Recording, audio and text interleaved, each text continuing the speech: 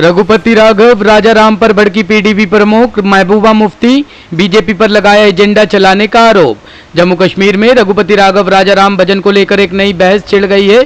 People's democratic party की अध्यक्ष महबूबा मुफ्ती नाराज हो गई है और उन्होंने बीजेपी पर जमकर निशाना साधा है और कहा है कि बीजेपी हिंदुत्व के एजेंडे की राजनीति कर रही है और स्कूलों पर भजन थोप रही है।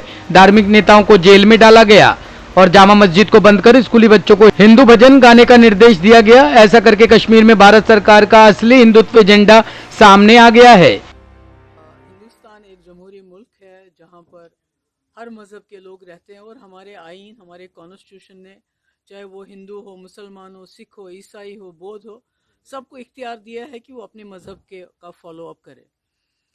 और यही वजह है कि जो जम्मू कश्मीर एक मुस्लिम मेजॉरिटी स्टेट होने के बावजूद उन्होंने पाकिस्तान को दरकिनार करके एक जमहूरी हिंदुस्तान के साथ हाथ मिलाया, एक सेकुलर हिंदुस्तान के साथ हाथ मिलाया, ये सोच के कि यहाँ हमारी शनाख्त और हमारे जो अलग अलग मज़हब हैं उनकी पूरी हिफाजत होगी।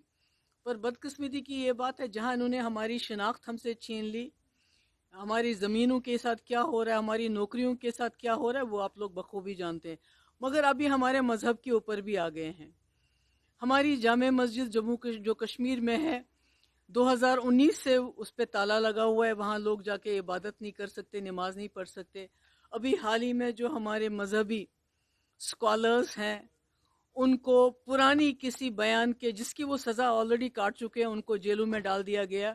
और अब लेटेस्ट ये है कि हमारे स्कूल के बच्चों को जो मुस्लिम बच्चे हैं, देखिए हम हिंदू मुसलमान में फ़र्क नहीं करते हैं, मगर हर एक को हक दिया है हमारे कॉन्स्टिट्यूशन ने अपने अपने मज़हब को फॉलो करने का। और इन बच्चों को जो भजन है वो उनको गाने के लिए कहा जाता है उनको, और उनको टीचर्स भी यही काम करते हैं। तो मुझे लगता है कि ये अब हमारे मज़हब के ऊपर सीधे एक हिसाब से अटैक कर रहे हैं। और लगता है कि जो बीजेपी का जो हिंदुत्व का एजेंडा है, जो इनका रैपिड हिंदुत्व है, उसको भी जम्मू कश्मीर में ही लेबॉर्ट्री बना के ये इसको जो है इसको आजमाना चाहते हैं। और ये कतई गलत है, ये बिल्कुल गलत है, इसकी इजाज़त नहीं दी जाएगी। और जम्मू कश्मीर के लोग बहुत सब्र किए हुए हैं, बहुत उन्होंने सब्र का दामन जो है पकड़ा हुआ है, मगर ये नहीं चलेगा। हम गांधी जी की बहुत इज्जत करते हैं और जिसका सहारा लेके इसको ये जो सरकार है, government of India, Jammu Kashmir में बिलखुसूस कश्मीर की वादी में वहाँ के बच्चों से जो है दूसरे मज़हब के भजन गाने के लिए उनको कहती है। ये वही गांधी जी है जिन्होंने हिंदू मुसलमानों के लिए अपनी जान दी और जिनकी जान लेने वाला सबसे पहला आतंकवादी इस मुल्क का गोडसे, जिसकी बीजेपी पूजा करती है। हिजाब के खिलाफ सड़कों पर उतरी हजारों ईरानी महिलाएं। ईरान में हिजाब पहनना अनिवार्य है, ऐसा न करने पर सजा का भी प्रावधान है। हिजाब के नाम पर ईरान में एक लड़की को पीट पीट कर मार दिया गया। 22 साल की महासा अमीनी 13 सितंबर को महासा अमीनी अपने परिवार के साथ तेहरान घूमने आई थी।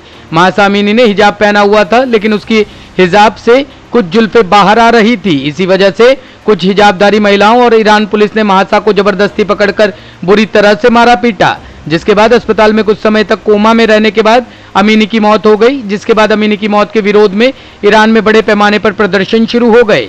कई जगह इन प्रदर्शनों ने हिंसक रूप भी ले लिया। इस दौरान दीवान दारेह शहर में 5 लोग मारे गए। यह ईरान के कुर्द क्षेत्र का वह हिस्सा है जहां सबसे ज्यादा विरोध प्रदर्शन हो रहे हैं। इस बीच ईरान की महिला प्रदर्शनकारियों ने बाल कटाए और हिजाब जलाए। महिलाएं पर्दे में रहने के कठोर नियम का विरोध कर रही है। ईरान की न्यायपालिका ने महिला की मौत की जांच शुरू कर दी है। हथियार के बल पर चार्टर्ड अकाउंटेंट ऑफिस में लाखों रुपए की लूट। पूर्वी दिल्ली के शकरपुर इलाके में हुई दिनदाड़े लूट से इलाके में सनसनी फैल गई। बताया जा रहा है शकरपुर थाना इलाके में स्कूल ब्लॉक में पहली मंजिल पर नरेंद्र सुखीजा, जो पेशे से चार्टर्ड अकाउंटेंट है, उन्होंने दफ्तर बनाया हुआ है। रोज की तरह आज भी नरेंद्र सुखीजा अपने ऑफिस पहुंचे व काम में जुट गए। करीब दोपहर 12 बजे के आसपास 2 अज्ञात शख्स नकाब में आए और नरेंद्र सुखीजा पर बंदूक तान दी और अलमारी में रखे 9 लाख रुपए लेकर फरार हो गए। दिन दहाड़े हुई इस वारदात से आसपास के लोग हैरान हैं। सूचना पाकर मौके पर पहुंची पुलिस ने तफ्तीश शुरू कर दी है और आसपास लगे सीसीटीवी फुटेज खंगाल रही है ताकि लुटेरों की जल्द पहचान कर गिरफ्तारी की जा सके। करीब 12 बजे के अराउंड हमें एक रॉबरी की पीसीआर कॉल मिली है, जिसमें हमें बताया गया है कि विजेंद्र नाम के एक इंसान है, उन्होंने कॉल की है। इसकी हम इंक्वायरी कर रहे हैं। जो भी फैक्ट्स आएंगे उस इंक्वायरी के बेस पे हम लीगल एक्शन लेंगे और आपको सूचित कर दिया जाएगा। सर कितने कितने क्या लूट है, क्या कुछ मतलब? अभी इंक्वायरी चल रही है, तो जैसे ही फैक्ट्स निकल के आएंगे आपको सारा सूचित कर दिया जाएगा। वही मैं बता रहा हूँ, तो अभी मैं आपको ज़्यादा फैक्ट्स बता नहीं पाऊँगा because inquiry is still going on. तो जैसे ही जो भी इंक्वायरी कंप्लीट होगी उसके हिसाब से जो भी हम कार्रवाई करेंगे उसके अंदर आपको सारी फैक्ट्स डिटेल के अंदर बता दिए जाएंगे।